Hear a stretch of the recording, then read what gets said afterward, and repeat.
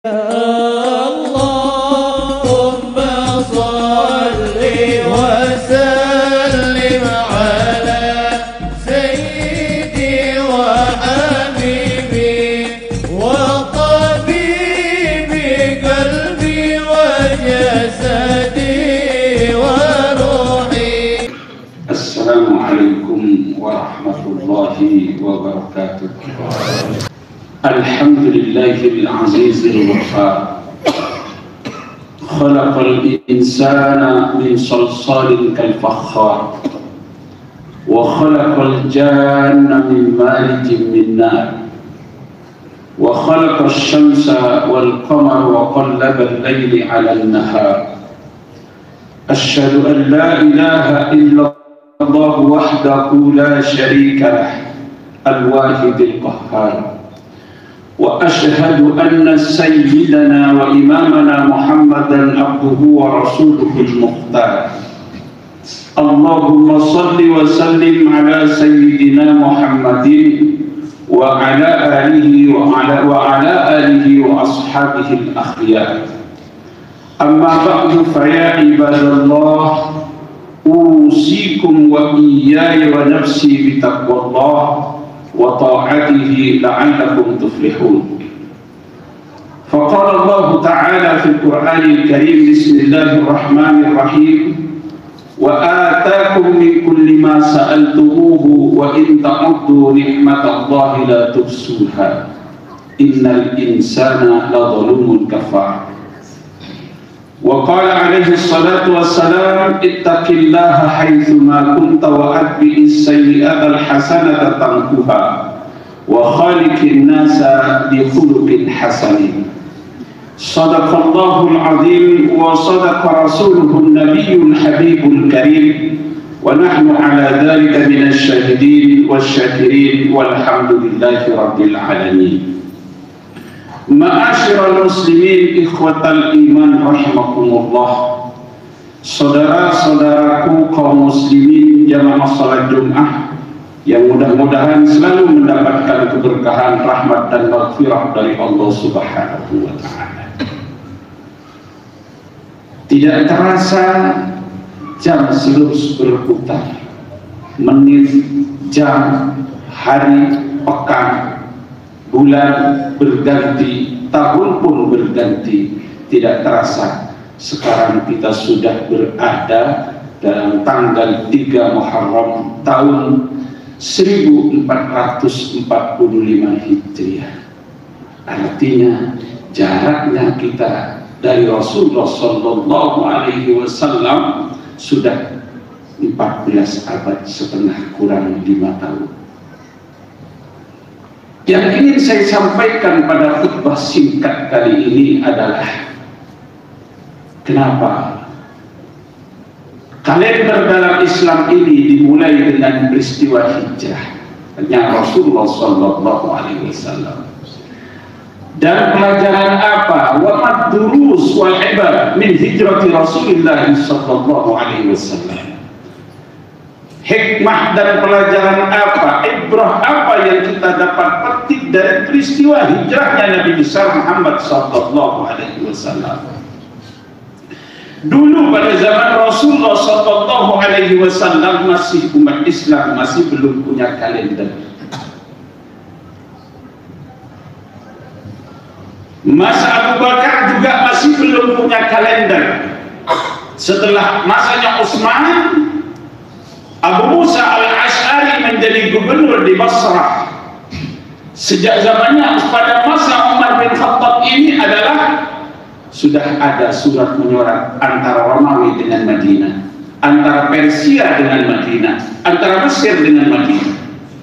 Mereka sudah punya penanggalan dan Islam belum punya negara Madinah belum punya penanggalan.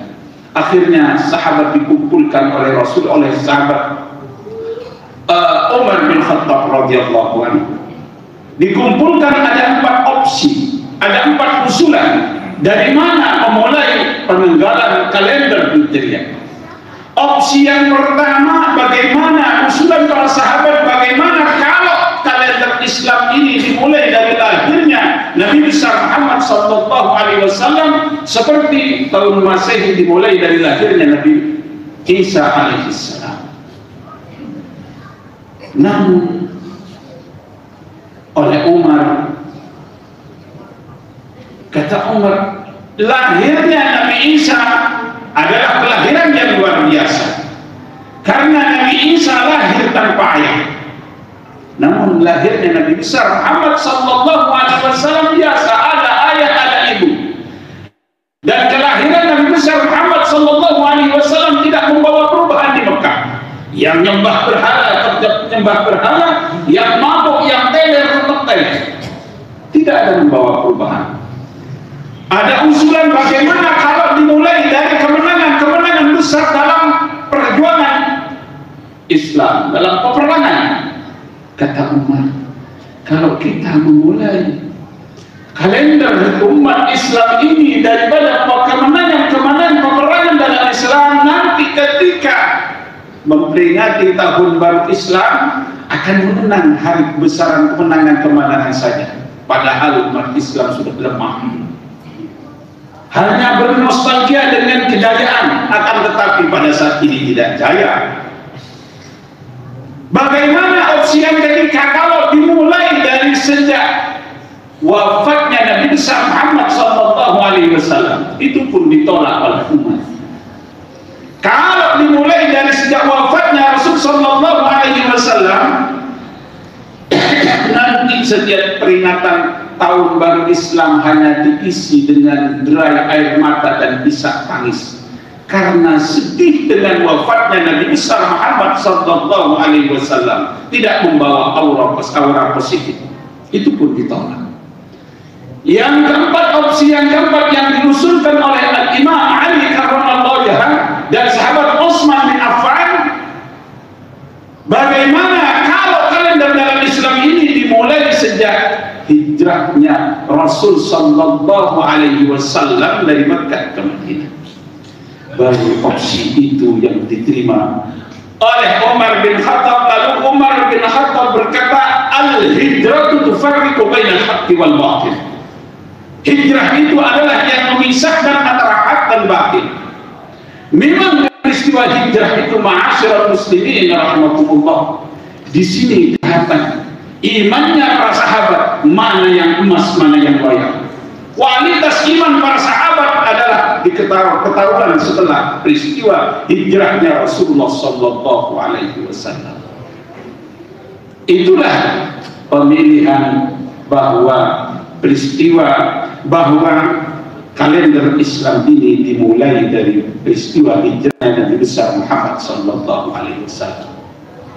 Lalu pelajaran apa saja sehingga Sayyidina Umar radhiyallahu anhu Amirul Mukminin memilih peristiwa hijrah ini dijadikan awal kalender dari kalender Islam? Dikarenakan dalam peristiwa hijrah ini syarat sekali dengan pelajaran, syarat sekali dengan ibrah yang harus kita aktualisasikan dalam kehidupan ini. Kenapa sih kok Rasul sallallahu alaihi wasallam mau hijrah dengan dikejar-kejar, dikepung oleh kafir Quraisy? Kok tidak hijrahnya seperti peristiwa Isra Mi'raj, langsung naik burak dari Mekah ke Madinah? Begitu gampang bagi Rasulullah sallallahu alaihi wasallam. Tidak perlu harus ngompet di dalam gua dicari oleh kafir. Tidak seperti itu. Ini artinya agar hijrah ini memberikan pelajaran. Yang pertama yang kita dapat petik dari pelajaran hijrah ini adalah at-tadhiyah, pengorbanan. Kalau ingin mencapai sesuatu yang mulia, mempertahankan akidah, itu perlu pengorbanan. Jangan berkata cinta dengan Islam, jangan berkata yakin dengan Islam kalau tidak ada pengorbanan. Lihat bagaimana pengorbanan Rasulullah SAW. Lihat bagaimana pengorbanan sahabat-sahabat Rasulullah SAW untuk membela agama ini. Rasul sangat cinta terhadap Makkah karena kota kelahiran, di mana Rasul dibesarkan di Makkah, di mana masyarakatnya Rasul di Makkah. Tapi setelah adalah perintah dari Allah Subhanahu wa taala. Mekah yang paling dicintai oleh Rasul sallallahu alaihi wasallam ditinggalkan. Saudara-saudara ditinggalkan, anak saudara semuanya ditinggalkan di Mekah. Kekayaannya ditinggalkan di Mekah. Status sosialnya ditinggalkan di Mekah. Makanya Rasulullah sallallahu alaihi wasallam setelah keluar dari Mekah berbalik melihat kota Mekah. Ketika terang matahari mau terbenam, Rasul masih berkata, ya Makkah, innaki la ahabbul ardi ilayya wa ahabbul ardi ila Allah. Laula anna ahlaka akhrajuni ma kharajtu minki. Wahai Makkah, engkau adalah kota yang aku paling cintai, dan engkau adalah bagian bumi yang paling dicintai oleh Allah Subhanahu wa ta'ala. Andaikan penduduk Mekah tidak mengusir aku dari Mekah, aku tidak akan keluar dari Mekah. Tapi berat sekalipun dikorbankan oleh Rasulullah sallallahu alaihi wasallam. Bagaimana sahabat Abu Bakar, semua kekayaan ditinggalkan. Sahabat Abu Bakar, kita tahu Abu Bakar adalah konglomerat sahabat. Tinggalkan semua kekayaan, semua aset kekayaannya ditinggalkan demi membela agama yang diyakini, demi dakwah mengikuti Rasulullah SAW. Ada seorang sahabat yang bernama Suhaib bin Sinan Ar-Rumi. Suhaib bin Sinan Ar-Rumi ini, saudara-saudara sekalian, dia miskin, masuk kota Mekah miskin. Aku berdagang di Mekah karena pintar, membuat panik, membuat pedang, menjadi seorang konglomerat di Mekah.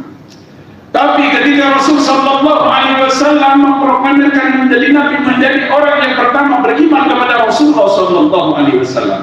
Ketika Rasul sallallahu alaihi wasallam hijrah mengikuti jejak Rasul sallallahu alaihi wasallam. Ketika mau hijrah, Suhaib dicegat oleh orang-orang kafir Quraisy. Wahai Suhaib, mau kemana kau? Aku mau mengikuti Rasul sallallahu alaihi wasallam. Baik. Kata Suhaib, jangan mendekat kalian. Kalau engkau mendekat, engkau tahu bahwa saya ini adalah orang terhebat dalam memanah, dalam orang terhebat dalam melepaskan pedang. Kalau Anda mendekat, mati Anda. Apa yang Anda mau? Dulu engkau Suhaib datang ke kota Mekah ini dalam keadaan soklu. Anda fakir miskin, tidak punya apa-apa. Dengan seenaknya saja kamu setelah kaya raya dari kota Mekah ini, engkau akan membawa kekayaan itu ke Madinah. Tinggalkan semua kekayaanmu. Oh, kalau itu yang kamu minta, aku tunjukkan kekayaanku. Tapi jangan engkau halang-halangi aku untuk hijrah mengikuti Rasulullah sallallahu alaihi wasallam. Semua itu dikorbankan oleh Suhaib. Makanya ketika Suhaib mau sampai ke Madinah, Jibril memberitahu kepada Rasulullah sallallahu alaihi wasallam, wahai Muhammad, ada seorang sahabat yang menjualkan dirinya, yang menukar hartanya dengan iman, dengan cinta kepada engkau. Maka turun ayat berkenaan dengan Suhaib ini. Wa minan nasi man yashri nafsahu ibtigha'a mardatillah wallahu ra'ufun bil ibad. Ada sebagian manusia itu yang menjualkan dirinya, yang menjualkan kekayaannya ini untuk membela agama Allah Subhanahu wa ta'ala. Namun saat ini kebalik, ma'asyiral muslimin rahimakumullah. Bukan harta semuanya dikorbankan untuk agama, akan tetapi agama dikorbankan untuk harta. Itulah pelajaran hijrah, at-tadhiyah. Yang kedua, singkat saja ma'asyiral muslimin rahimakumullah. Yang kedua, pelajaran daripada yang kita dapat petik dari peristiwa hijrah ini adalah al-mahabbatu lillahi wal isar. Cinta karena Allah Subhanahu wa ta'ala dan mementingkan kepentingan orang lain, mendahulukan orang lain. Bagaimana sahabat Rasul sallallahu alaihi wasallam? Lihat sahabat Abu Bakar. Ketika Rasul sallallahu alaihi wasallam mau masuk gua, bersembunyi dari kejaran kafir Quraisy, Abu Bakar wahai Rasul, jangan engkau masuk, aku dulu yang masuk. Takut di dalam gua ini banyak binatang berbisa. Kalau engkau yang disengat binatang berbisa ini dan engkau meninggal ya Rasul, agama belum sempurna. Kalau aku yang meninggal dan hanya Abu Bakar, seorang Abu Bakar, maka disobek sorbannya Abu Bakar. Setiap lubang yang ada di gua itu disumpet dengan sorbannya Abu Bakar. Setelah aman baru masuk. Letih Rasul sallallahu alaihi wasallam mendaki ke gua itu. Akhirnya Rasul tertidur di paha Abu Bakar. Ini menunjukkan bagaimana akrabnya, bagaimana dekatnya dengan Rasul sallallahu alaihi wasallam. Maka pantas Abu Bakar itu kalau dipilih oleh Rasul sallallahu alaihi wasallam. Ada satu lubang yang lupa tidak ditutup. Dari situ keluar binatang berbisa. Ketika Rasul sallallahu alaihi wasallam tidur di paha Abu Bakar, Rasul Abu Bakar terpatuk oleh ular, disengat oleh ular berbisa. Sakit, tapi ditahan itu rasa sakit. Takut sahabatnya Rasul sallallahu alaihi wasallam ini terperanjat bangun. Menetes air mata dari menetes air mata dari Abu Bakar jatuh ke pipi Rasul sallallahu alaihi wasallam. Terperanjat bangun Rasul. Ini air apa wahai Abu Bakar? Aku disengat ular wahai Rasul. Tidak bergerak menahan sakit, namun air mata keluar tidak bisa tertahan. Lalu oleh Rasul sallallahu alaihi wasallam dibaca bismillah, diusap dengan budaknya, sembuh. Al-insaf, mendahulukan kepentingan orang lain. Bagaimana sahabat-sahabat Rasul sallallahu alaihi wasallam setelah dipertemukan antara Muhajirin dengan kaum Ansar di Madinah. Oh, kaum Ansar begitu senangnya dengan kedatangan sahabat Muhajirin. Kata orang-orang Ansar, yang tidak mempunyai kebun kurma, aku punya kebun kurma bagi dua. Yang tidak mempunyai rumah, aku punya rumah dua bagi dua. Bahkan yang punya, saya punya istri dua, yang tidak punya istri saya pilih yang mana yang kau sukai. Sampai segitunya untuk mendahulukan kepentingan orang lain. Wa yusiruna ala anfusihim walau kana bihim khasasah. Mendahulukan kepentingan orang lain walaupun dirinya sangat memerlukan. Itu adalah pelajaran hijrah ma'asyiral muslimin rahimakumullah.